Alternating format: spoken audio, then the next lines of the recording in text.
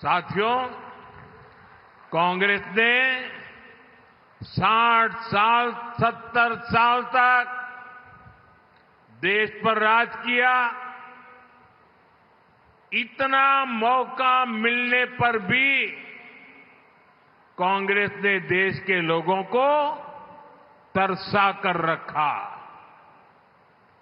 सड़क, बिजली, पानी, शौचालय, पक्के घर, एक बहुत बड़ी आबादी मूल सुविधाओं से वंचित थी।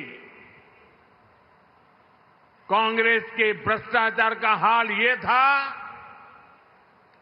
कि 1 रुपया अगर दिल्ली से निकलता था तो गरीब के घर तक जाते जाते 15 पैसा हो जाता था। देश पूछ रहा है, ये वो कौन सा पंजा था जो 1 रुपये को घिस घिस करके 15 पैसा बना देता था। गरीबों के हक को लूटने वाले गरीबी हटाने का नारा देते थे। कांग्रेस ने देश के लिए जरूरी हर विषय को उलझाए रखा। वो उलझाने में एक्सपर्ट रहे हैं। कांग्रेस ने अयोध्या में राम मंदिर नहीं बनने दिया। कांग्रेस ने जम्मू कश्मीर में बाबा साहब आंबेडकर का संविधान पूरी तरह से लागू नहीं होने दिया। उसने हमारी बहनों को संसद और विधानसभा में आरक्षण से वंचित रखा। उसने हमारी मुस्लिम बहनों को 3 तलाक की समस्या में उलझाए रखा। यानी कांग्रेस ने देश की, देशवासियों की समस्याओं का समाधान नहीं किया, बल्कि अपने बेटे बेटी, अपना परिवार, उसको स्थापित करने में ही पूरी की पूरी शक्ति लगा दी। साथियों, आज मैं पूरे देश के सामने, पूरे हरियाणा के सामने एक सवाल रख रहा हूं।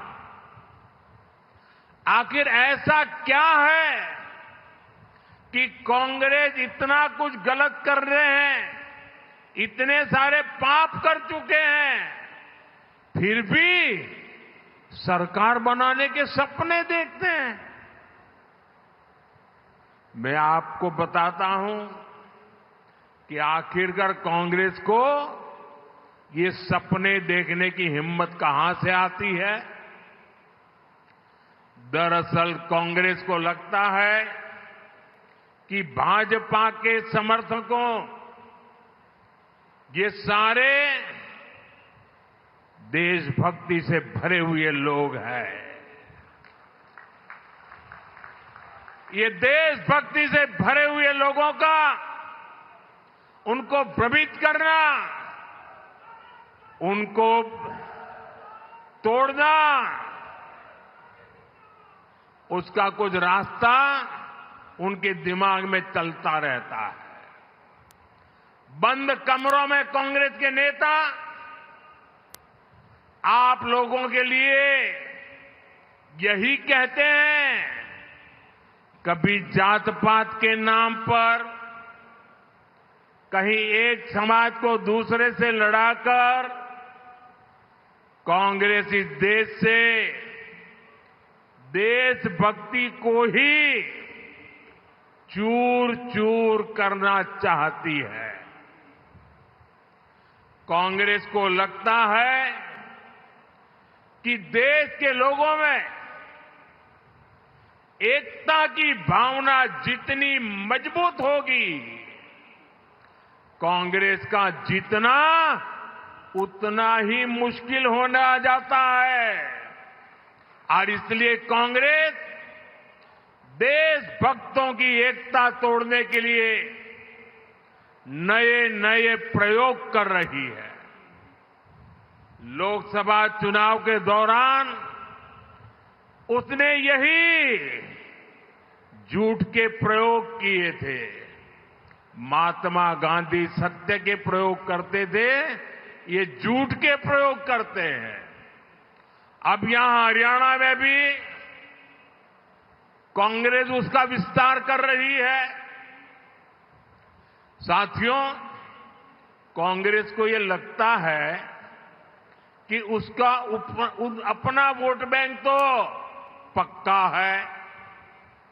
वो सोचती है कि बटेंगे, लड़ेंगे वो लोग जो भारत से प्रेम करते हैं। हमें कांग्रेस की सोच और साजिश को कभी भी सफल नहीं होने देना है। इसलिए हमें आज संकल्प लेना है, पूरे हरियाणा को संकल्प लेना है। जो लोग भारत को प्रेम करते हैं, वे सबके सब एकजुट रहेंगे। हम एक हैं और हम एक होकर देश के लिए वोट करेंगे। हम एकजुट होकर अपने बच्चों के भविष्य के लिए वोट करेंगे। हम एकजुट होकर अपनी बेटियों की सुरक्षा के लिए वोट करेंगे। हम एकजुट होकर बिना खर्ची पर्ची के नौकरी के लिए वोट करेंगे।